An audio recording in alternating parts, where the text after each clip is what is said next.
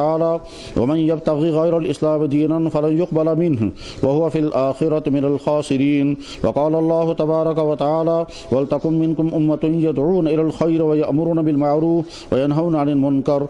وقال الله تبارك وتعالى يا أيها الذين آمنوا ادخلوا في السلم كافة ولا تتبعوا خطوات الشيطان إنه لكم عدو مبين. وقال النبي صلى الله عليه وسلم الدين يسر. وقال النبي صلى الله عليه وسلم طوبى لمن رآني وآمن بي.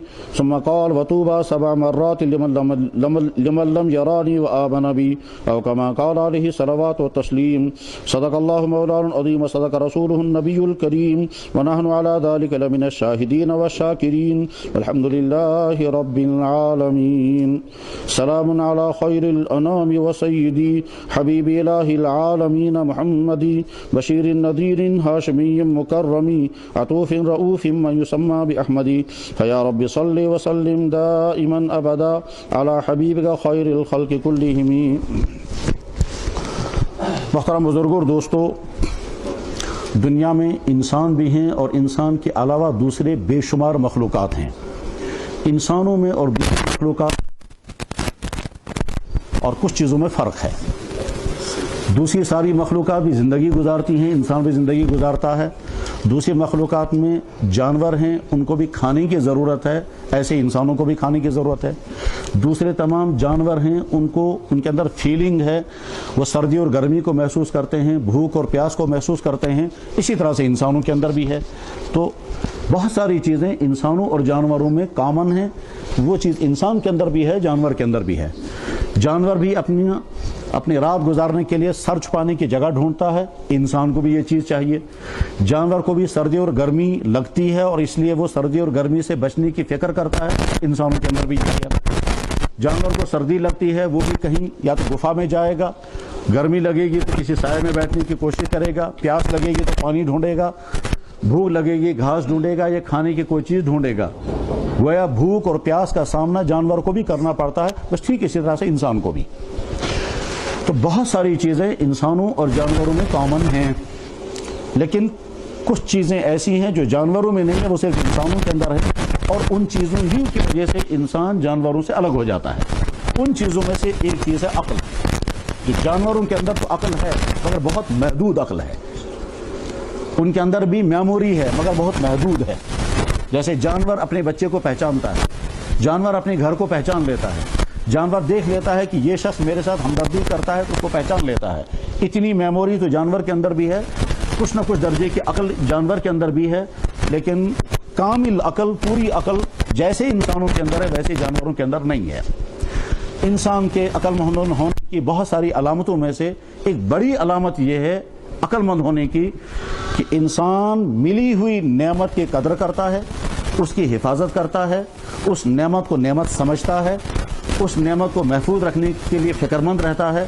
جن چیزوں سے اس نعمت کو نقصان ہونے کا خطرہ ہو ان سے اپنے آپ کو بچاتا ہے، اور جن چیزوں سے وہ نعمت بڑھے محفوظ رہے ان کو جمع کرتا ہے، ان کی حفاظت کرتا ہے، ان کو قبول کرتا ہے، ان کا ارینج کرتا ہے. جن چیزوں سے نعمت آگے بڑھے پھیلے اور جن چیزوں سے اس نعمت کو نقصان ہونے والا ہو اس چیزوں سے اپنے آپ کو بچاتا ہے.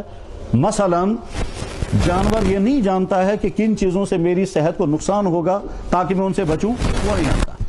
لیکن انسان کیونکہ عقل مند ہے، اسے جو ہی اسے محسوس ہو جائے گا کہ فلانی چیز آپ کی صحت کو نقصان پہنچانے والی ہے، تو عقل مندی کا تقاضا یہ ہے کہ انسان ان چیزوں سے اپنے آپ کو بچائے جو چیز انسان کی صحت کو نقصان پہنچائے، چاہے وہ چیز کتنی ہی مزیدار اور اچھی کیوں نہ لگے. مگر جو ہی اسے معلوم ہو جائے گا کہ یہ چیز میری صحت کے لیے نقصان دہ ہے، اسے اپنے آپ کو انسان بچانے کی فکر کرتا ہے. ایک انسان کو کولیسٹرول ہو گیا تو ظاہر ہے جب ڈاکٹروں نے اسے کہا کہ گوشت کھانا بند کر دو تو وہ ضرور کوشش کرے گا وہ اس چیز سے اپنے آپ کو بچائے، چاہے اس کو کتنا ہی شوق کیوں نہ ہو اس کو کھانے کا. ایک انسان کو خدا نخواستہ محسوس ہو گیا کہ اسے ڈائبٹیز ہو گیا ہے تو وہ کوشش کرے گا کہ وہ ایسی میٹھی چیزیں نہ کھائیں جس کی وجہ سے شوگر کے لیول بڑھ جائے، کیونکہ وہ انسان ہیں. انسان کی خوبی یہ ہے کہ وہ اپنی عقل کو استعمال کرتا ہے اور جو نعمت اسے ملی ہو اس نعمت کی حفاظت کی فکر کرتا ہے، جن چیزوں سے اس نعمت کو نقصان پہنچتا ہے ان چیزوں سے وہ بچنے کی کوشش کرے گا، پرہیز کرے گا، جن چیزوں سے وہ نعمت آگے بڑھے، پھیلے اور اس میں طاقت پیدا ہو جائے ان چیزوں کو ایکسیپٹ کرتا ہے۔ یہ انسان کی عقل ہے اور اس میں زیادہ ڈیٹیل کی ضرورت نہیں ہے۔ جن کپڑوں سے ہمیں سردی سے بچاؤ ہوتا ہے ان کپڑوں کی ہم حفاظت کرتے ہیں، جس کھانے سے ہمارا پیٹ بھرے گا اس کھانے کی ہم حفاظت کرتے ہیں، جس دکان سے ہمارا گھر چل رہا ہے اس دکان کی حفاظت کرتے ہیں، جس چیز سے ہماری صحت کو نفع ہوگا وہ چیز ہم کھائیں گے، اور جن چیزوں سے صحت کو نقصان پہنچے گا اس سے اپنے آپ کو بچانے کی فکر کریں گے۔ عقل یہی کہتی ہے اور ساری دنیا کے انسان واقعتاً یہی کرتے ہیں کیونکہ وہ عقل مند ہیں۔ بزرگ اور دوستو، اتنی بات واضح ہونے کے بعد اب آگے دیکھیں۔ دنیا میں ہر انسان پر اللہ کی بے شمار نعمتیں ہیں، بے شمار احسانات ہر انسان پر، چاہے وہ کافر سے کافر، بدتر سے بدتر، برے سے برا انسان کیوں نہ ہو، وہ بے شمار نعمتوں سے فائدہ اٹھا رہا ہے۔ اسے چاہے محسوس ہو یا نہ ہو، وہ نعمت کو نعمت سمجھے یا نہ سمجھے، بہرحال وہ نعمتوں سے فائدہ اٹھا رہا ہے۔ یہ جسم نعمت ہے، اس جسم کی ایک ایک چیز خدا کی نعمت ہے۔ آنکھوں کے اندر دیکھنے کی طاقت یہ اللہ کی نعمت، جوانی یہ اللہ کی نعمت، جوانی کے اندر جتنی چیزیں ہونی چاہیے وہ ساری یہ اللہ کی نعمت، چاہے انسان مانے یا نہ مانے، یہ نعمتیں اور یہ احسانات تو ہر انسان کے ساتھ ہیں، چاہے کوئی خدا کا ماننے والا ہو یا خدا نہ خواستہ خدا کا انکار کرنے والا ایتھیسٹ کیوں نہ ہو، وہ خدا کی زمین پر رہتا ہے، کہیں اور رہ نہیں سکتا۔ خدا کی بنائی ہوئی چیزیں ہی کھائے گا، کچھ اور نہیں کھا سکتا، کچھ اور ہے ہی نہیں اس دنیا میں۔ خدا کے پیدا کیے ہوئے ہوا سے وہ زندہ ہے، اللہ کے پیدا کیے ہوئے پانی سے وہ زندگی گزار رہا ہے، اللہ کی پیدا کی ہوئی غذاؤں سے وہ اپنی بھوک مٹاتا ہے، اللہ کی پیدا کی ہوئی چیزوں سے وہ اپنے مکان بناتا ہے، اللہ ہی کی پیدا کی ہوئی چیزوں سے اپنے کپڑے بناتا ہے۔ جتنی چیزیں دنیا میں انسان استعمال کر رہا ہے ان میں سے ایک چیز بھی انسان کی خود کی بنائی ہوئی نہیں ہے، بلکہ انسان کو پتہ بھی نہیں تھا کہ دنیا میں مجھے کیا کیا ہونا چاہیے، بس سارا اللہ نے پیدا کیا اور وہ انسان ان کو استعمال کر رہا ہے۔ اس میں کافر اور مومن، اللہ کو ماننے والا، اللہ کا انکار کرنے والے سارے کامن ہیں، سارے۔ لیکن ان نعمتوں سے بڑھ کر ایک نعمت انسان کو مل سکتی ہے اور وہ نعمت ہے ایمان اور اسلام کی نعمت۔ اب عقل مند انسان یہ سمجھے گا کہ اللہ نے مجھے اگر ایمان اور اسلام کی دولت عطا کر دی ہے تو مجھے اس کی حفاظت کرنی چاہیے۔ اور وہ انسان نادان ہے جس کو یہ نعمت مل گئی ہو، چاہے کس طرح سے ملی ہو، مگر اس کو قدر نہ کرے، وہ یہ نہ سمجھے کہ اللہ نے مجھ پر کتنا بڑا احسان کیا ہے، مجھے پتھروں کے پوجنے والوں میں پیدا نہیں کیا، گائے کو خدا ماننے والوں میں پیدا نہیں کیا، پیشاب کو پوتر ماننے والوں میں پیدا نہیں کیا، مجھے ایتھیسٹوں میں پیدا نہیں کیا، کیڑے مکوڑوں کو جو لوگ خدا مانتے ہیں ان میں پیدا نہیں کیا، بلکہ مجھے پیدا کیا اس گھر کے اندر جس گھر کے اندر ایمان تھا، جس گھر کے اندر اسلام تھا۔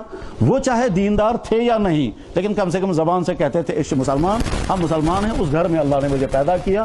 اگر خدا نہ خواستہ اس گھر میں پیدا نہ ہوا ہوتا، میں کسی ایسے گھر میں پیدا ہوا ہوتا جہاں کفر تھا، جہاں شرک تھا، جہاں اللہ کے علاوہ دوسری مخلوقات کے سامنے ماتھے ٹیکتے تھے، جہاں گھنٹیاں بجانے والے تھے، اگر میں اس گھر میں پیدا ہوا ہوتا تو اس نعمت سے میں محروم رہتا اور پھر کچھ پتہ نہیں کہ میں اس نعمت کی طرف اپنے آپ کو لا پاتا یا نہیں۔ دنیا میں کروڑوں انسان ہم سے زیادہ سمجھدار، ہم سے زیادہ ذہین، ہم سے زیادہ دور اندیش، ہم سے زیادہ انٹلیکچوئل، ہم سے زیادہ ڈگریوں والے، مگر اسی کفر میں پھنسے ہوئے ہیں، اسی کفر میں ہیں اور ساری زندگی ان کو پتہ بھی نہیں چلتا کہ ہم کفر کی زندگی گزار رہے ہیں۔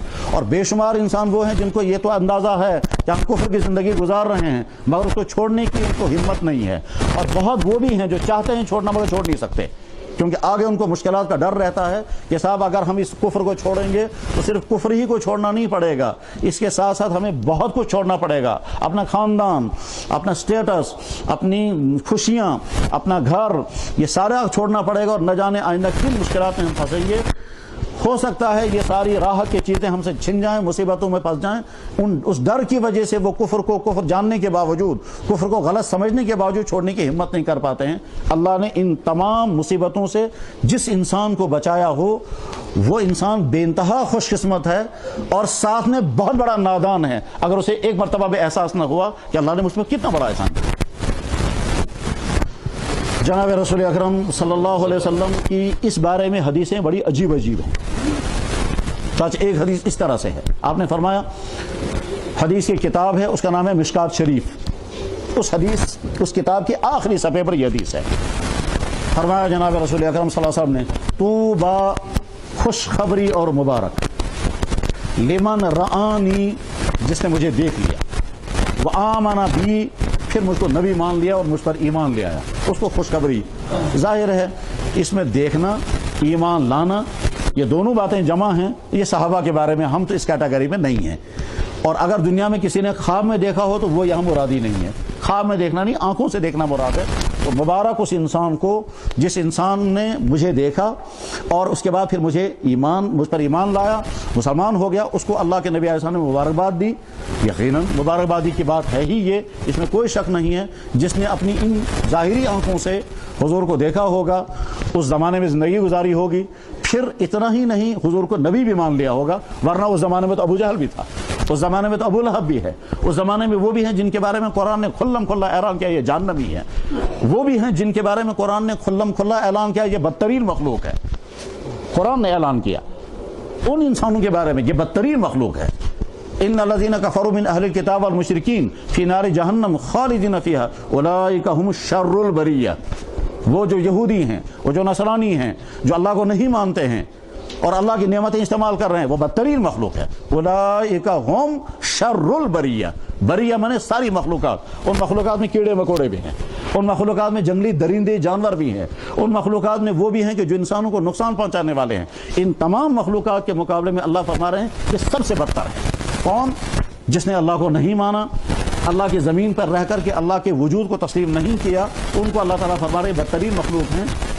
تو حضور نے کیا فرمایا خوشخبری اور مبارک اس انسان کو جس نے مجھے دیکھا ہوگا اور مجھ پر ایمان لائے۔ یہ تو صحابہ کے بارے میں ہے، ہم اس کیٹیگری میں نہیں ہیں۔ اس کے بعد آگے کیا فرمایا؟ طوبی 7 مرات لمن لم یرانی وآمن بی، 7 مرتبہ مبارک اس انسان کو جس نے مجھے نہیں دیکھا ہوگا اور اس کے باوجود مجھے اپنا نبی مانتا ہوگا۔ الحمدللہ ہم دل کی گہرائی سے کہتے ہیں کہ ہمارا نبی محمد رسول اللہ، ہمیں کوئی ڈاؤٹ نہیں، کوئی شک نہیں ہے، ذرا سا بھی شک نہیں ہے۔ بالکل اسی طرح سے جس طرح سے ہم نے اپنے باپ کو اپنا باپ مانتے ہیں، جس طرح سے ہم نے اپنی ماں کو مانا یہ میری ماں ہے، مگر دیکھتے ہیں لیکن بہت ساری چیزیں ہم وہ بھی مانتے ہیں جو ہم نے دیکھی ہی نہیں اور مانتے ہیں۔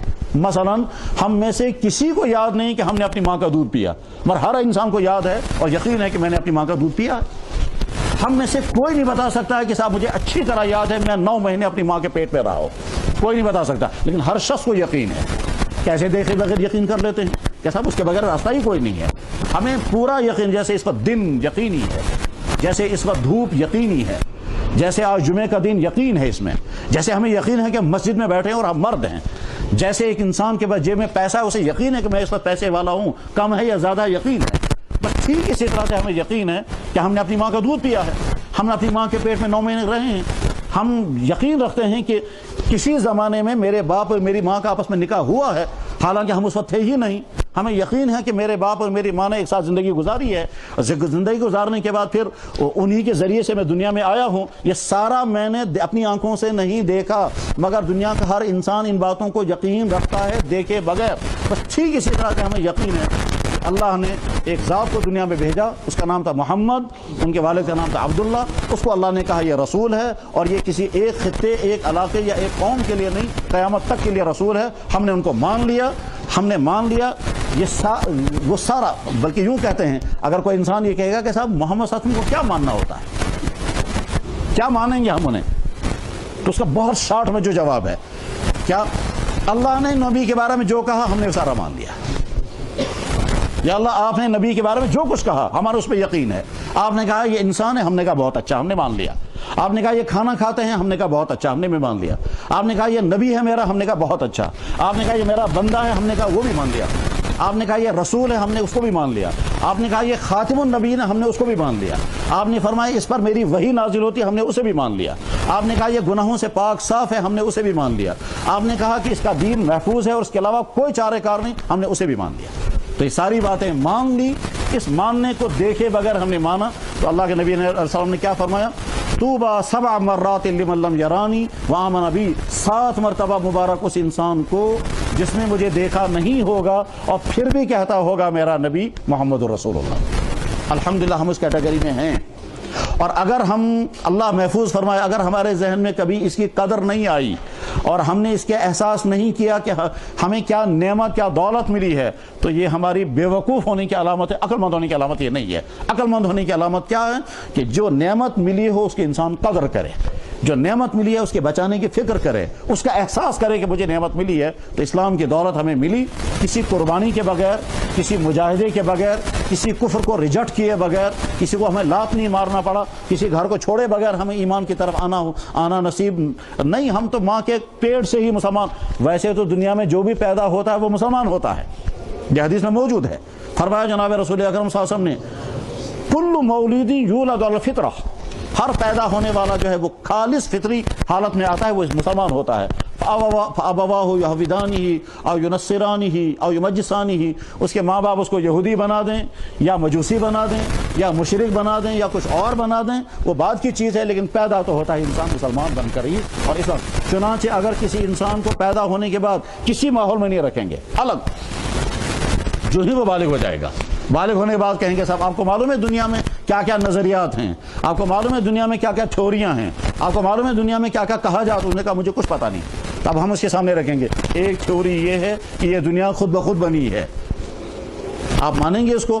تو سوچے گا خود بخود تو کوئی چیز ہوتی ہی نہیں ہے. مجھے بھوک لگتی ہے خود بخود میرا پیٹ بھرتا نہیں ہے, مجھے سردی لگتی ہے مجھے کپڑا اوڑھنا پڑتا ہے, ہاتھ بھی نہیں ہلتا ہے خود بخود, ہر کام کے کرنے کے لیے تو کچھ نہ کچھ کرنا پڑتا ہے. تو ساری دنیا خود بخود کیسے بنی ہے؟ وہ کہے گا صاحب میرا ذہن تو اسے قبول نہیں کرتا, یہ سارا خود بخود. تو ریجیکٹ کر دیا اس نے ایک تھیوری کو.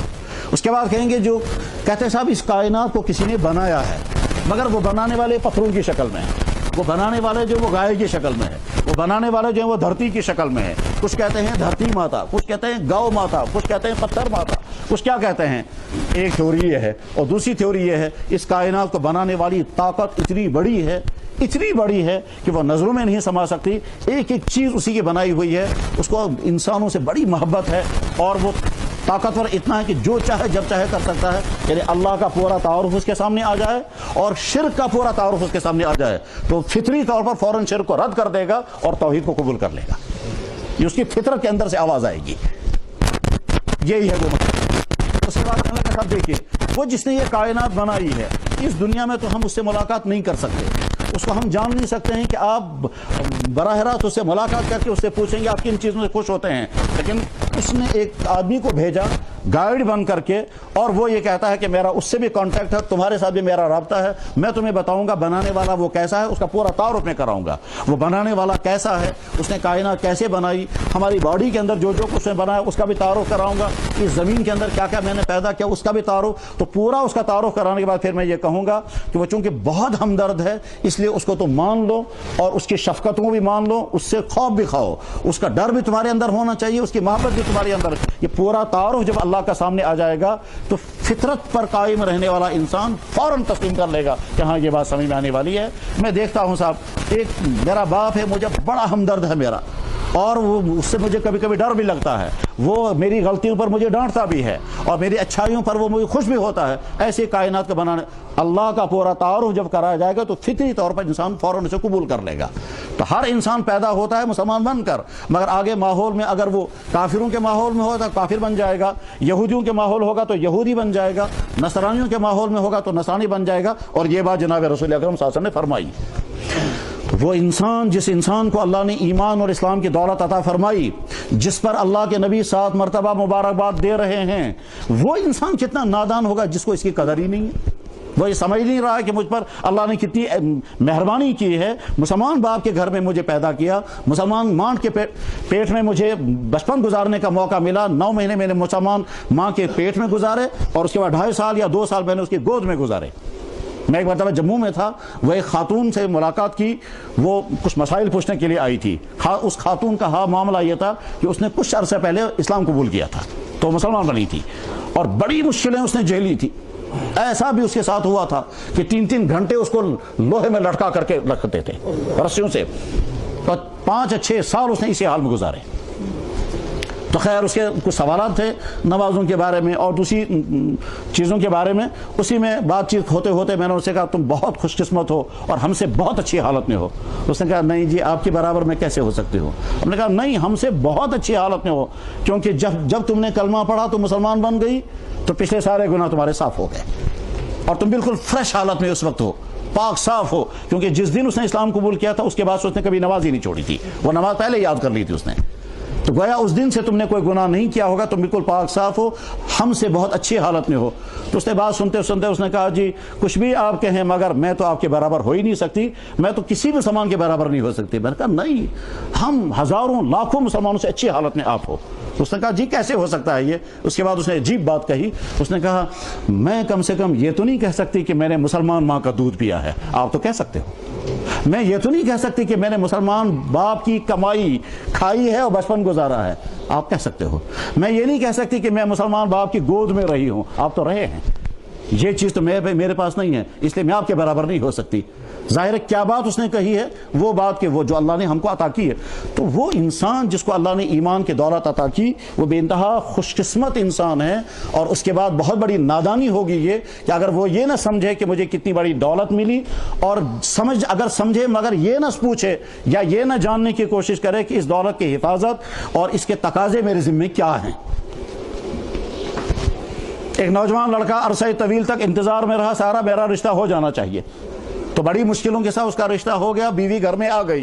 اس کے بعد پھر وہ نہ یہ پوچھے کہ اس کے حقوق کیا ہیں, نہ یہ پوچھے کہ صاحب اس کی ڈیوٹی میرے ذمہ کیا ہے, نہ یہ پوچھے یہ بیمار ہے تو مجھے علاج کرنا چاہیے یا نہیں, نہ اسے احساس ہے کہ میں شادی شدہ ہوں. تو نادان انسان ہے. اب جب اللہ نے یہ ایمان کی دولت ہمیں عطا فرمائی ہے تو ہم میں سے ہر مسلمان پر لازم ہے کہ وہ یہ جانے کہ یہ اسلام ہم سے مجھ سے کیا چاہتا ہے, ہماری ڈیوٹیاں کیا ہیں اور خود اسلام کیا ہے. یہ اس دنیا کا بہت بڑا المیہ یہ ہے کہ مسلمانوں کی اکثریت یہ جاننا ہی نہیں چاہتی ہے اسلام ہے کیا, اکثریت, اور یہ جاننا ہی نہیں چاہتی ہے کہ اسلام پر ہم چل نہیں پا رہے ہیں تو ہمیں کرنا کیا چاہیے. اور اس کے بعد پھر اس کی فکر ہی نہیں کہ اسلام ہم سے کیا مطالبہ کر رہا ہے. چنانچہ ایک یہودی نے اسلام قبول کیا اور اس نے کتاب لکھی, اور کتاب لکھتے ہوئے اس نے پہلا جملہ لکھا اس دنیا کی سب سے ظالم قوم مسلمان ہیں. اور پھر ڈیٹیل لکھی کہ ان کے پاس سب سے سچا دین ہے مگر یہ خود چلنے کو اس پر تیار نہیں, اور سب سے سچا دین ان کے پاس ہے مگر یہ سچا دین ہم تک پہنچانے کو تیار نہیں. تو اس سے بڑا ظالم کون ہے. اب جب مسلمان سوال کرے گا کہ صاحب اسلام ہے کیا اور اسلام کا ہم سے مطالبہ کیا ہے, تو میرے بھائی جب شارٹ میں ہم اس کو کہنا چاہیں گے تو ہم یوں کہہ سکتے ہیں اسلام کم سے کم 3 چیزوں کا نام ہے, اور مطالبے اسلام کے ہم سے 2 ہیں. 3 چیزوں کا نام اسلام اور مطالبے اسلام کے ہم سے 2 ہیں. وہ 3 چیزیں کیا ہے جن کو ہم اسلام کہیں گے. نمبر 1, کچھ باتوں کو مان لینا ہے, اس کا نام اسلام ہے. وہ کیا چیزیں ماننی ہیں, ہمیں یہ مان لینا ہے یہ کائنات خود نہیں بنی, اس کائنات کا بنانے والا ہے اور اس کا نام اللہ ہے. اس اللہ کا پورا تعارف ہمارے نبی نے بھی کرایا اور قرآن نے بھی کرایا. تو جیسا اللہ نے اپنا تعارف خود کرایا, جیسے ہمارے نبی نے اللہ کا تعارف کرایا, ان تمام کو آنکھ بند کر کے مان لینا ہے. یہ ایمان کا پہلا چیپٹر ہے. ساتھ میں مان لینا ہے کہ اس کائنات کی ہدایت, دنیا کے انسانوں کو ہدایت پر چلانے کے لیے اللہ نے بہت نبی بھیجے, اور ان میں سے آخری نبی ہے محمد رسول اللہ. باقی تمام نبی تھے مگر ایک علاقے کے لیے تھے, ایک وقت کے لیے تھے, ایک خاص قوم کے لیے تھے, کچھ عرصے کے لیے تھے. اور ان کا جو اسلام تھا وہ بہت چھوٹا سا اسلام تھا, بہت لمٹ اسلام تھا, اس میں ساری مکمل گائیڈنس نہیں تھی. اور آخری نبی محمد رسول اللہ صلی اللہ علیہ وسلم پچھلے سارے دین ختم کر دیے گئے. اب صرف ایک دین دنیا کے انسانوں کے لیے وہ اسلام ہے. تو یہ ہر ایمان والے کو مان کر کے رکھنا ہے. اس وقت صورتحال یہ ہے بے شمار مسلمان ذہنی طور پر شک میں مبتلا ہیں, اور بہت سارے مسلمان وہ باتیں کہتے ہیں جو ہرگز درست نہیں. تو میں ساری دین سے صحیح, سارے دین جو ہے وہ خدا تک پہنچتے ہیں. راستے الگ الگ ہیں, ٹھیک ہے راستے الگ الگ ہیں, منزل سب کی ایک ہے. ہرگز نہیں, راستے الگ الگ نہیں, راستے الگ الگ ضرور ہیں, منزلیں سب کی الگ الگ ہیں. اس لیے بہت دنیا میں تھیوریاں چلتی ہیں کہ صاحب سارے مذہب حق ہیں, آپ دوسرے مذہب کو کیوں چھوڑو گے. وہ بھی اپنی مذہب پر چل رہے ہیں, وہ بھی حق ہیں ان کے حساب سے, ہمارے حساب سے ہمارا حق ہے. نہیں, عقیدہ رکھنا ہے ہر مسلمان کو, باقی تمام مذاہب باطل اور غلط, صرف ایک مذہب حق ہے وہ ہے اسلام. کیسے وہ باطل ہیں؟ اس کی جب ڈیٹیل بیان کرنے کی ضرورت پڑے گا تو ڈیٹیل اچھی طرح سے بیان کر سکتے ہیں. جن مذہبوں کی کتابی محفوظ نہیں وہ سچے کیسے ہو سکتے ہیں؟ جن مذہبوں کے لانے والے نبیوں کا ریکارڈ ہی دنیا میں کہیں نہیں وہ سچے مذہب کیسے ہو سکتے ہیں؟ جو مذہب فطرت کے خلاف ہیں وہ سچے مذہب کیسے ہو سکتے ہیں؟ جو مذہب چیزوں کو خدا مان لیں، گائے کو خدا مانے، کیڑے مکوڑوں کو خدا مانے، حتیٰ کہ ایسے لوگ کہ جو مرد کے پیشاب کی جگہ کو کہیں گے یہ ہمارا خدا ہے، وہ سچے کیسے ہو سکتے ہیں؟ جو اپنے ہاتھ سے پتھر بنائیں گے پھر کہیں گے یہ خدا ہے.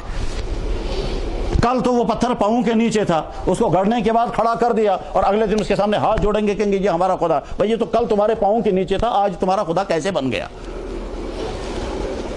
جہالت کی قسمیں ایسی ہیں جو اس زمانے میں جب جاہلوں کا زمانہ تھا اس زمانے میں اور آج بھی تھی. آج کے ماڈرن ایج میں، آج کے انفارمیشن کے دور میں، آج کے تعلیموں کے دور میں بھی وہ جہالتیں اسی طرح سے ہیں. حدیثوں میں موجود ہے، بخاری میں حدیث ہے کہ جناب رسول اکرم صلی اللہ علیہ وسلم کے عہد مبارک میں کافر ایسے بھی تھے کہ وہ جب سفر کرنے جاتے تھے تو ہاتھ میں پتھر لیتے تھے اور کہتے ہیں بڑا خوبصورت پتھر ہے، یہ سفر میں ہمارا خدا ہے، اور رکھا اس کے جیب میں سامان میں رکھا. آگے چل کر کے اس سے زیادہ اچھا پتھر نظر آئے، اس کو اٹھا کے پھینک دیا، اس کو لے لیا، کہنے لگے وہ خدا نہیں یہ ہے خدا. راستے میں اگر وہ کہیں گم ہو گیا تو وہ خدا نکود گو ٹھیک. اس کے بعد کہتے تھے صاحب بغیر خدا کے ہم سفر کیسے رکھیں گے؟ تو پھر کیا کرتے تھے؟ اگر راستے میں پتھر نہیں مل سکا ریگستان میں تو پھر اونٹ کا دودھ نکالتے تھے، ریت پر وہ دودھ ڈالتے تھے، اس کا گولا بناتے تھے، اور گولا بنانے کے بعد کہتے وہ یہ خدا. جو اس زمانے کی جہالت تھی آج بھی ویسی ہے. آج بھی انسان پڑھے لکھے انسان جو ہیں وہ پتھروں کو خدا مانتے ہیں. آج یہ پڑھے لکھے انسان جو ہیں وہ چوہوں کو خدا مانتے ہیں. آج یہ پڑھے لکھے انسان ڈگری والے ہیں، اس کے باوجود اسی انسانوں کا حال بھی عجیب ہے. انکار کرنے پر آتا ہے تو انسان خدا کا انکار کرتا ہے اور محمد رسول اللہ جیسے نبی کا انکار کرتا ہے، اور ماننے پر آتا ہے تو گائے کو خدا کہتا ہے، پتھروں کو خدا کہتا ہے. غرض یہ کہ اسلام کا پہلا چپٹر ہے عقائد کا صحیح ہونا. اللہ کے بارے میں وہ ماننا جو اللہ ہیں، نبی کے بارے میں وہ سب ماننا جو نبی ہیں. خدا نے اللہ نے دنیا کے انسانوں کے لیے کتاب بھیجی، قرآن یہ آخری کتاب ہے اور سچی کتاب، اس کے علاوہ کوئی کتاب سچی نہیں ہے، ہرگز نہیں. نہ تورات جو آج ہے وہ سچی کتاب ہے، نہ آج کی انجیل سچی کتاب ہے، نہ باقی قوموں کے بعد جو کتابیں ان کے ہاتھوں میں ان کا کوئی ریکارڈ نہیں وہ سچی کتابیں کیسے ہیں. وہ خدا نے بھیجی، وہ خود انسانوں نے بیٹھ کر لکھی ہیں، کون سی لینگویج میں لکھی ہیں اس کا ریکارڈ ہی کہیں نہیں ہے. صدیوں سے وہ کتابیں ہیں، کروڑوں انسان ان کو ماننے والے ہیں، مگر حقیقت ان کی یہ ہے کہ وہ سچی کتاب ہے. سچی کتاب ایک ہی ہے، وہ ہے قرآن. ہر ایمان والے کو یہ عقیدہ رکھنا ضروری ہے. تو اللہ کو ماننا، اللہ کے نبی کو ماننا، سارے نبیوں کو سچا ماننا اور آخری نبی محمد رسول اللہ کو ماننا، یہ ماننا کہ دنیا کے انسانوں کے لیے ایک ہی دین سچا ہے وہ اسلام ہے، یہ ہر مسلمان کا عقیدہ ہونا لازم ہے. اور اگر اس میں ذرا سے بھی ڈاؤٹ ہے تو خطرہ ہے، پتہ نہیں ایمان اندر ہے بھی یا نہیں. اسی طرح سے مرنے کے بعد کی زندگی کو ماننا. اس دنیا کا نظام چلانے کے لیے اللہ نے فرشتوں کی مخلوق بنائی جو نظر نہیں آتی ہے، تقدیر اللہ نے بنائی، نظام سارا اللہ چلاتے ہیں. یہ تمام چیزیں ماننا، یہ ہے چپٹر نمبر 1. ابھی کیا کچھ بھی نہیں، ابھی صرف ایک ہی چپٹر آیا کہ صاحب ہم نے مان لیا وہ سب جو اللہ کہتے ہیں، ہم نے مان لیا وہ سب جو محمد رسول اللہ نے فرمایا، ہم نے مان لیا وہ سب جو قرآن نے کہا، ہم نے مان لیا وہ سب جو پچھلے نبیوں نے کہا اور وہ ریکارڈ کے ساتھ ہم تک پہنچا، ہم اس کو بھی مان لیں گے، مگر ریکارڈ کے ساتھ پہنچنا چاہیے. ہمارے نبی نے کہا مجھ سے پہلے موسیٰ علیہ السلام گزرے ہیں، ہمارے نبی کے کہنے کی وجہ سے ہم نے موسیٰ علیہ السلام کو بھی نبی مان لیا. ہمارے نبی نے فرمایا مجھ سے پہلے ایک نبی گزرے ہیں عیسیٰ، اس کو بھی مان لینا، ہم نے کہا حضرت ہم نے اس کو بھی مان لیا، ہم نے اس کو بھی نبی مان لیا. ہمارے نبی نے فرمایا مگر دین میرے پر عمل کرنا، ان کے دین پر نہیں، ہم نے کہا حضرت بالکل آپ کے دین پر عمل کریں گے، وہ نبی تھے مگر ان کا دین اب نہیں چلنے والا. چنانچہ جناب رسول اکرم صلی اللہ علیہ وسلم نے ایک مرتبہ فرمایا تھا کہ اگر آج موسیٰ علیہ السلام دنیا میں آئیں گے اس کے بھی کوئی راستہ نہیں سوائے اس کے کہ میرے دین پر چلے گا.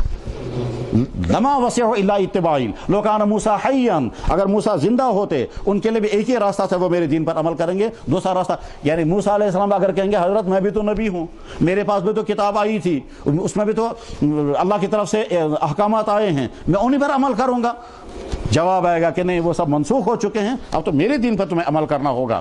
تم نبی تھے آج نبی نہیں، میرے نبی آنے کے بعد اب بڑے افسر کے آنے کے بعد چھوٹے افسر کی افسری ختم ہو جاتی ہے. ہر نبی ایک علاقے کے لیے ہوتا تھا، محمد رسول اللہ پورے عالم کے لیے نبی بن کر کے آئے، اس کو بھی ماننا ضروری ہے. یہ ساری باتیں ذہن میں رکھی. کیوں رکھی ذہن میں؟ اس لیے کہ اللہ نے بار بار اس کا اعلان کیا، حضور سے بھی اعلان کروایا. بہرحال یہ چپٹر نمبر 1 ہے، ابھی مسلمان نے کیا کچھ نہیں، ابھی صرف چند باتیں مان لی. اس کے بعد چپٹر نمبر 2 آئے گا کہ اب یہ مسلمان پوچھے گا کہ مجھے کرنا کیا کیا ہے، تو جواب ہے اللہ تعالیٰ اور اللہ کے نبی فرمائیں گے ہر مسلمان پر نماز فرض، ہر مسلمان پر روزہ لازم، ہر مالدار مسلمان کو زکوٰۃ دینا لازم، ہر مالدار مسلمان کو حج کرنا ضروری، ہر مسلمان کو قرآن پڑھنا لازم۔ پھر قرآن کے حقوق الگ الگ ہیں، قرآن کے الفاظ بھی پڑھو گے، اس کے معنی بھی سمجھو گے، اس پر عمل بھی کرو گے، اس کو دوسری قوموں تک پہنچاؤ گے، قرآن کے حقوق تمہارے ذمہ ہیں۔ ہر مسلمان پر لازم ہے کہ وہ یہ معلوم کرے کہ میری نبی نے کیا کیا کہا ہے، تاکہ میں اس کو سیکھوں اور اس پر چلوں، اور میرے نبی نے کن چیزوں سے منع کیا ہے وہ میں یاد رکھوں گا تاکہ ان سے بچوں۔ یہ ہر مسلمان کی ڈیوٹی ہے، اس میں کسی کو کوئی کنسیشن نہیں ہے کہ صاحب میں غریب ہوں، میں پڑھ نہیں سکتا، جناب میں کمزور ذہن کا ہوں، مجھے فرصت نہیں ہے، نہیں، ان میں کہیں کوئی، یہ ساری چیزیں ہر مسلمان کو کرنا لازم ہوں گی درجہ بدرجہ۔ نماز کسی مسلمان سے معاف نہیں ہے، کسی بھی حال میں معاف نہیں، حتیٰ کہ مردوں کے لیے سب سے مشکل ترین وقت آتا ہے جنگوں میں، جب گوریاں برس رہی ہوں بارش کی طرح، اس میں نماز معاف نہیں ہے۔ حدیث میں چپٹر آتا ہے صلاۃ الخوف کا بیان، اس میں چلتے چلتے بھی نماز پڑھنے کا طریقہ بتایا گیا۔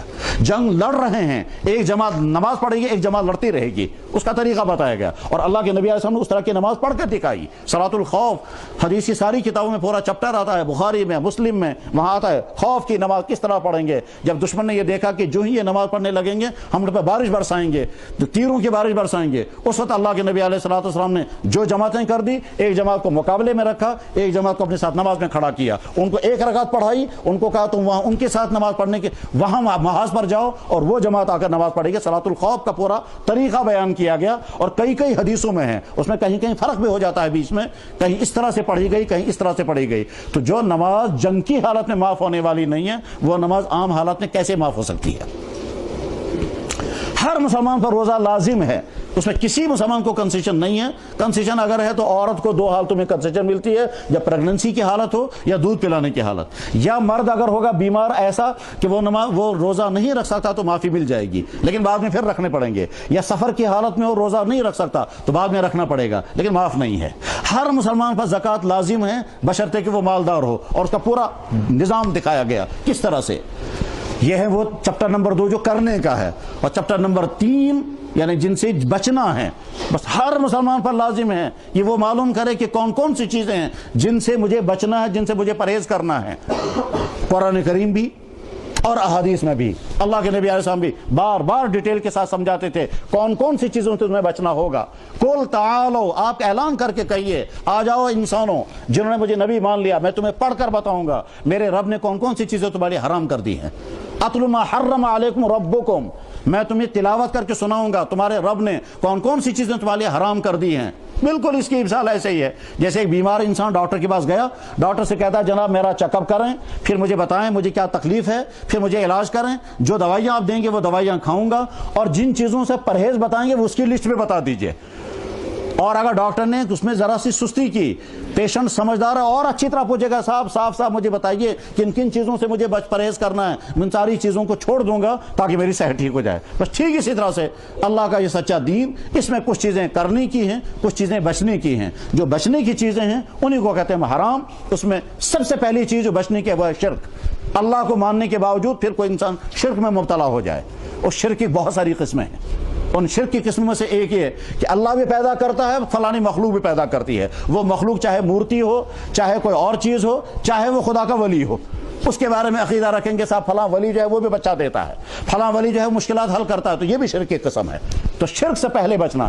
چنانچہ حدیثوں میں آتا ہے سئل رسول اللہ صلی اللہ علیہ وسلم عن الکبائر، حضور نبی علیہ السلام پوچھا کہ حضرت بڑے بڑے گناہ کون سے ہیں؟ تو آپ نے فرمایا پہلا بڑا گناہ الاشراک باللہ، اللہ کے ساتھ کسی کو شریک ٹھہرانا۔ شرک کی ایک قسم وہ ہے کہ صاحب تم چیزوں کو حلال اور حرام کرنے کا اختیار اللہ نے اپنے ہاتھ میں رکھا ہے، کیونکہ پیدا اسی نے چیزوں کو کیا، تو اسی نے چیزوں کو پیدا کیا، وہی بتائے گا کہ کون سی چیز حلال ہے اور کون چیزیں حرام ہے۔ کسی انسان کو حق نہیں ہے کہ اس کو حلال چیز کو حرام بنائے یا حرام چیز کو حلال بنائے، کسی انسان۔ اور اگر انسان ایمان والا کسی اور کو یہ اختیار دے گا جناب آپ کو بھی حلال و حرام بنانے کا حق ہے، تو یہ شرک ہوگا۔ اس کو کہتے ہیں شرک فی الطاعات۔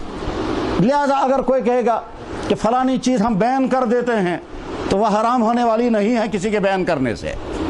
لوگوں نے گائے کو خدا مانا اور اس کے بعد کہیں گے صاحب گائے کا گوشت کھانا حرام، وہ تو نادان انسان ہے، اور عقلی طور پر اس کو ثابت بھی نہیں کیا جا سکتا۔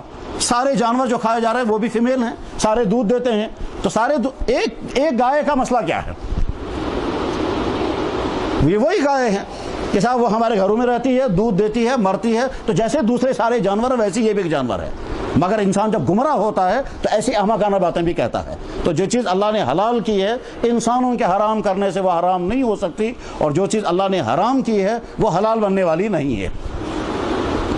جن چیزوں سے انسانوں کو تکلیف ہو رہی ہو, پریشانیاں جھیل رہے ہوں, چیخ چیخ کر کہہ رہا ہوں مصیبت سے بچاؤ ہمیں, اس کی تو فکر نہیں ہے. ٹھیک, کتوں سے ساری کشمیری قوم سال ہا سال سے پریشان, ہزاروں انسانوں کو کتوں نے نقصان پہنچایا, اس کی تو حفاظت ہو رہی ہے کہ صاحب آپ اس کو ہاتھ نہیں لگا سکتے. ٹھیک, کہیں شراب کو عام کرو جس سے سوسائٹی تباہ ہوگی, جس سے انسان تباہ ہو جائیں گے, ان کی عقلیں برباد ہو جائیں گی, اور کتنا نقصان پہنچے گا. کہ نہیں صاحب آپ اس کو بین نہیں کر سکتے. اسی وجہ سے اللہ تعالیٰ شاہ نے حلال و حرام کا سارا کام اپنے ہاتھ میں رکھا کہ انسان جب کرنے لگیں گے تو یہ حرکتیں کریں گے. انسان جب کرنے لگتا ہے تو کیا کرتا ہے؟ اس وقت دنیا میں کیا کہتے ہیں, مرد مردوں کے ساتھ نکاح کریں, عورتیں عورتوں کے ساتھ نکاح کریں گی. کون کہہ رہا ہے یہ کہ دنیا کے انسان کس قسم کے جاہل ان پڑھ لوگ, گنوار کے نہیں, پڑھے لکھے سیولائزڈ قوموں میں قانون بن رہے ہیں, اقوام متحدہ کے ذریعے سے قانون لایا جا رہا ہے. اس سے سمجھ میں آتا ہے کہ انسان کے ہاتھ میں حلال و حرام کا قانون نہیں دیا جا سکتا تھا, ورنہ یہی کرتے جو کر رہے ہیں. بلکہ اب تو اس وقت نئی ٹرن شروع ہو گئی ہے, کہنے لگے صاحب انسان فری سیکس والا ہے, جو مرضی سو کرو, چاہے اپنی ماں کے ساتھ, چاہے اپنی بہنوں کے ساتھ, چاہے باپ اپنی بیٹی کے ساتھ کرے. بلکہ یہ بھی کہتے ہیں اس کی بھی پابندی نہیں ہونی چاہیے کہ زندہ کے ساتھ کریں یا مرے ہوئے کے ساتھ کریں. اس کی بھی پابندی نہیں کہ مرد کے ساتھ کریں یا عورتوں کے ساتھ. تو جو کام جانور نہیں کرتے ہیں وہ انسان سے کروا رہے ہیں, اور ساتھ میں عدالتوں میں قانون بن رہے ہیں, پارلیمنٹوں میں بل پاس ہو رہے ہیں, اور کہتے ہیں یہ انسانی حقوق میں سے ہے کہ مرد جو ہے وہ مردوں کے ساتھ بدکاریاں کریں گی. جو کام جانور نہیں کرتے تھے وہ انسان کر رہے ہیں. اور کون لوگ کر رہے ہیں؟ جو سمجھتے ہیں کہ ہم ماڈرن ہیں. وہ ماڈرن نہیں ہیں, وہ ماڈرن جاہل قومیں ہیں. اور اللہ کے نبی علیہ السلام کی ارشادات پورے ہو گئے کہ اخیر زمانے میں لوگ وہی کریں گے جو پہلے زمانے کے جاہل کیا کرتے تھے. کتوں کی خدمت میں لگے ہوئے ہیں. اور صاحب کتوں کے حقوق, اللہ اکبر, اگر آپ کتوں کے حقوق پڑھیں گے عقلیں حیران ہو جاتی ہیں. ماں کا کوئی حق نہیں ہے, والدین کا کوئی حق نہیں ہے. جو ہی لڑکا بالغ ہو گیا والدین کا کوئی حق ہمارے ذمہ نہیں, کتوں کے حقوق ہے. چاچا ایک مقدمہ چلا تھا یورپ میں, ماں نے عدالت میں درخواست دے دی میرا بیٹا 4-5 گھنٹے تک اپنے کتے کو اٹینڈ کرتا ہے, 5 منٹ میرے کمرے میں نہیں آتا ہے, لہذا عدالت آرڈر کرے میرے بیٹے کو کم سے کم 5 منٹ میرے کمرے میں آئے کیونکہ میں اکیلی تنگ آ جاتی ہوں. عدالت میں مقدمہ شروع ہوا, بیٹے نے بھی وکیل کیا, ماں کی طرف سے وکیل لڑ رہے ہیں. آخر میں عدالت نے فیصلہ کیا. کیا فیصلہ کیا؟ ہمارے پاس ایسا کوئی قانون نہیں ہے کہ بالغ ہونے والے بچے کو ہم آرڈر کریں گے تم اپنے کمرے, ماں کے کمرے میں 5 منٹ کے لیے جایا کرو. وہ اگر انسانیت کے ناطے آپ کے کمرے میں آتا ہے آپ کے پاس تو ٹھیک ہے, لیکن ہم قانون اس کو پابند نہیں بنا سکتے. باقی رہا کتا, کتے کے حق اس کے ذمہ ہے, اس کو اٹینڈ کرنا پڑے گا. ٹھیک, یہ ہے انسانوں کا حال. انسان جب فیصلے کب کرتے ہیں یوں فیصلہ کرتے ہیں. ایک مرتبہ یہاں سری نگر میں تھے ہم, یہی کا ایک صاحب برطانیہ میں, تو وہاں سے وہ صبح کو اس نے فون کیا, جہاں تقریباً 10-11 بجے کا ٹائم تھا, تو وہاں سے فون کر کے کہہ رہا تھا اس وقت میں مارننگ واک کر رہا ہوں. اس کا بہت اچھا, کہا مارننگ واک کر رہا ہوں مگر مجھ سے تعاون لگت. تو پوچھا کیا تعاون؟ کہتا ہے 8 کتے میرے ساتھ ہیں, مجھے ان کو پالنا ہے. کیوں پالنا ہے؟ اگر میں کتے ساتھ نہیں رکھوں گا تو لوگ کہیں گے یہ بیکورڈ ہے, اس لیے کتے بھی ساتھ ہیں, اور ایک ہاتھ میں ٹیشو پیپر ہے, کیونکہ اگر انہیں راستے میں کہیں پاخانہ کیا تو وہ صاف کرنا پڑے گا, ورنہ میونسپلٹی والے مجھے گرفتار کر لیں گے. تو میں کتوں کی خدمت میں لگا ہوا ہوں. آپ لوگ سوچتے ہیں کہ میں عیش کر رہا ہوں, میں عیش نہیں کر رہا ہوں, میں مصیبت میں ہوں. واقعتاً یہی ہے. تو غرض یہ کہ جو چیزیں اللہ کے نبی نے حرام کر دی ہیں ان میں پہلی چیز ہے شرک, دوسری چیز ہے والدین کی نافرمانی, تیسری چیز ہے شراب, چوتھی چیز ہے ناحق قتل کرنا, پانچویں چیز ہے جھوٹی قسمیں. حرام کی پوری لسٹ اللہ کے نبی نے بیان فرمائی ہے. ہر مسلمان پر لازم ہے کہ اپنے سامنے وہ لسٹ رکھے کہ میرے اللہ نے کون کون سی چیزیں میرے لیے حرام کی, میں مسلمان ہوں, میں نے اسلام کو اپنا دین مانا ہے, ان تمام حرام کاموں سے مجھے اپنے آپ کو بچانا ہے. اور یہ بات ذہن میں رکھنی چاہیے کہ جتنی چیزیں اللہ اور اللہ کے نبی نے حرام فرمائی ہیں یقیناً وہ انسانوں کو نقصان پہنچانے والی تھی، تب حرام کی گئی۔ ایسا کبھی نہیں ہو سکتا ایک چیز بڑی فائدے مند تھی، اس سے سوسائٹی کو فائدہ تھا یا انسان کے جسم کو یا عقل کو یا دین کو فائدہ تھا، پھر بھی اللہ نے حرام کر دیا، ایسا کبھی نہیں ہوگا۔ قرآن میں اللہ تعالیٰ فرماتے ہیں ما جعل علیکم فی الدین من حرج، میں نے جو دین تمہارے لیے بھیجا ہے اس میں تمہاری زندگی کو تنگ کرنا مقصد نہیں ہے۔ یرید اللہ بکم اليسر، اگر میں تم کو کہا روزہ رکھو اس میں تمہارا فائدہ ہے، چاہے تمہیں سمجھ میں آئے یا نہ آئے۔ اگر میں نے تمہیں کہا زناکاری سے دور رہنا، بچ کر کے رہنا، اس میں تمہارا فائدہ ہے، ورنہ تمہاری سوسائٹی تباہ ہو جائے گی۔ تمہارے گھروں کے اندر، تمہاری سوسائٹی کے اندر ہزاروں حرام بچے پیدا ہوں گے، ان کو پوچھنے والا کوئی نہیں رہے گا، تمہارا فیملی سسٹم تباہ ہو جائے گا۔ تم اگر زناکاری پھیل گئی، اس کے نتیجے میں شوہر کو بیوی پر ٹرسٹ نہیں رہے گا، بیوی کو شوہر پر ٹرسٹ نہیں رہے گا، اس کے بعد پھر گھروں کا نصارہ نظام جیسے یورپ کا فیملی لائف تباہ ہو گیا۔ وہاں والدین کو اپنی اولاد کی فکر نہیں، اولاد کو اپنے والدین کی فکر نہیں، اس لیے والدین کے لیے ہمیں اولڈ ایج ہوم بنانے پڑ رہے ہیں کہ ان کو پوچھنے والا ہی کوئی نہیں ہے۔ کسی مرد کو یقین نہیں ہے میری بیوی تنہا صرف میرے ساتھ ہے، نہ جانے کتنوں کے ساتھ ہوگی۔ اس لیے اب اگلا سوال یہ پیدا ہوتا ہے کیا بیویوں کا خرچہ شوہر کی ذمہ رہنا بھی چاہیے یا نہیں؟ جب وہ 10 آدمیوں کے ساتھ راتیں گزار رہی ہے تو شوہر کی ذمہ اس کا خرچہ کیوں رکھیں گے؟ اب جب شوہر کی ذمہ خرچہ رکھیں گے تو بیس کیا بنائیں گے اس کی کہ صاحب یہ صرف آپ کی ہے؟ انہوں نے کہا میری نہیں ہے۔ تو غرض یہ کہ فیملی لائف تباہ ہو جائے گا تمہارا اگر زناکاری پھیل گئی۔ یہی وجہ ہے کہ یورپ میں سکولوں کے اندر 12-14 سال کی لڑکیوں کو بچے پیدا ہوتے ہیں اور ہزاروں کی تعداد میں، بلکہ رپورٹوں میں جب پڑھتے ہیں تو کہتا ہے امریکہ میں 53% حرامی بچے ہیں، سویڈن میں 52% حرامی بچے ہیں، کسی ملک میں 63% حرامی بچے ہیں، کسی ملک میں کہا جاتا ہے کہ صاحب وہاں کی اکثریت وہ عورتیں ہیں جو مائیں بن چکی ہیں حالانکہ ان کا شوہر کوئی بھی نہیں ہے۔ بڑے فخر کے ساتھ کہتے ہیں، عورت کہتی ہے میں جب میرے پیٹ سے بچہ پیدا ہوا یہ اس مرد کا بچہ تھا جس کے ساتھ میرا جو ہے وہ نکاح نہیں تھا، بچی پیدا ہو گئی، وہ بالغ ہو گئی، اس بالغ نے مجھ سے کہا ماما میں آپ کو چاہتی ہوں میں آپ دلہن بناؤں، تو میری بیٹی نے مجھے دلہن بنایا، اب میں نے ارادہ کیا۔ غرض ہے کہ فیملی سسٹم تباہ ہو گیا اور خود وہاں کے لوگ کہتے ہیں کہ صاحب ہمارا فیملی سسٹم تباہ ہو گیا۔ اب سمجھ میں آتا ہے شرع زناکاری کو اللہ نے حرام، لیکن چونکہ انسان جنسی چاہت لیے ہوئے ہے اور اس میں اللہ نے رکھا انسان کے اندر جنسی خواہش، اس جنسی خواہش کو پورا کرنے کے لیے حکم دیا گیا نکاح کرو، اور 1 نہیں 2 کرو، تمہاری ضرورت پوری نہیں ہوتی 3 کرو 4 کرو، مگر غلط راستہ اختیار مت کرنا۔ آج کا سماج کیا کہتا ہے کہ اللہ صاحب آپ 1 روٹی کھائیں گے اور اگر بھوک لگے گی تو دوسری روٹی آپ خرید نہیں سکتے، چوری کر کے کھا سکتے ہیں مگر خرید نہیں سکتے۔ بالکل ایسا ہی ہے، ایک مرد کی اگر ضرورت پوری نہیں ہو رہی ہے، آج کا قانون یہ کہتا ہے کہ صاحب آپ بدکاری کرو مگر دوسری بیوی نہیں کر سکتے، آپ چاہے 10 جگہ غلط تعلقات کا مگر دوسری بیوی نہیں کر سکتے۔ آپ کیوں نہیں کر سکتے؟ قانون بین ہے، وہ پہلی عورت پر ظلم ہو جائے گا، پہلی عورت پر ظلم ہو جائے گا، یہ جو دوسری 10 عورتوں کے ساتھ غلط تعلقات قائم ہوں گے یہ ان پر ظلم نہیں ہے۔ اللہ نے جتنی چیزوں کو حرام کیا ہے ایمان والے کو یقین رکھنا چاہیے لازماً ان حرام کی ہوئی چیزوں میں ہمارے لیے نقصان ہے، اس وجہ سے اللہ نے ان کو حرام کیا۔ اگر خنزیر کا گوشت حرام کیا گیا لازماً اس میں نقصانات ہوں گے، سوائن فلو نے بتا دیا تھا کہ کیسے نقصان ہوتا ہے، اور اگر اللہ نے کتے کے گوشت کو حرام کیا لازماً اس میں نقصان ہے۔ آج کا میڈیکل بتا رہا ہے کہ کتے کے اندر کیا کیا جراثیم ہوتے ہیں۔ اللہ اکبر۔ جناب رسول اکرم صلی اللہ علیہ وسلم کے بے شمار کمالات میں سے ایک کمال یہ بھی ہے کہ آپ نے اس وقت جو باتیں ارشاد فرمائی ہیں اگلی تحقیقات ان باتوں کو ثابت کریں گے، وہی ہوگا۔ چاچے اس وقت یورپ میں ایک نئی ٹرینڈ شروع ہوئی ہے، وہ کیا؟ بچہ جو ہی پیدا ہو جائے گا اس کے منہ میں کھان ڈالو۔ یہ کھان کا تصور کہاں سے آ گیا؟ کہ صاحب نئی ریسرچ ہوئی، اس نئی ریسرچ میں پتہ یہ چلا کہ پیدا ہونے والے بچے کو سب سے پہلے اگر منہ میں میٹھی چیز ڈالیں گے اس کا دماغ جلدی ترقی کرے گا۔ یہ بات تو 1400 سال پہلے ہمارے نبی بیان فرمائی تھی کہ جب بچہ پیدا ہو جائے گا تو تحنیک کرو، تحنیک کرنے کا مطلب کھجور اس کے منہ میں ڈالو۔ اب وہ کھجور تک تو پہنچ نہیں سکے، انہوں نے کہا چینی کھان تو چنانچہ سارے بچوں کے ہسپتال میں کھان کے تھیلے رکھے ہوئے ہیں کہ کھان کے تھیلے رکھ کر کیا کہیں گے جو ہی بچہ پیدا ہو جائے گا صاحب اس کے منہ میں کھان پہلے ڈالو، دودھ دینے سے پہلے۔ کیوں صاحب؟ نئی ریسرچ ہوئی ہے۔ اس نئی ریسرچ میں کیا پتا چلا؟ پتہ یہ چلا کہ بچہ پیدا ہونے کے بعد جب اس کے منہ میں کھان ڈالتے ہیں تو اس کا دماغ جلدی ڈیولپ ہوتا ہے، اور تھیوریاں چل رہی ہیں اور بورڈ لگے ہوئے ہیں، جو ہی آپ کے ہاں بچہ پیدا ہو جائے گا پہلے اس کے منہ میں میٹھی چیز ڈالیں۔ یہ بات ہمارے نبی نے 1400 سال پہلے کی تھی جب میڈیکل سائنس تھا ہی نہیں، اس وقت ہمارے نبی نے بھی ارشاد فرمایا تھا۔ غرض ہر ایمان والے کو اب کیا ایمان اسلام نام ہے 3 چیزوں کا۔ نمبر 1 کچھ باتیں ماننا، ان کو کہتے ہیں ایمانیات، کچھ چیزوں کو کرنا ان کو کہتے ہیں فرض، کچھ چیزوں سے بچنا ان کو کہتے ہیں حرام۔ یہ حرام ہر مسلمان جو آدمی جوانی کی زندگی میں ہے اس کی ڈیوٹی ہے کہ وہ یہ سمجھے کہ میں جوانی کی زندگی میں کون کون سی چیزیں میرے لیے حرام ہیں تاکہ میں اپنے آپ کو ان گندے کاموں سے بچا سکوں.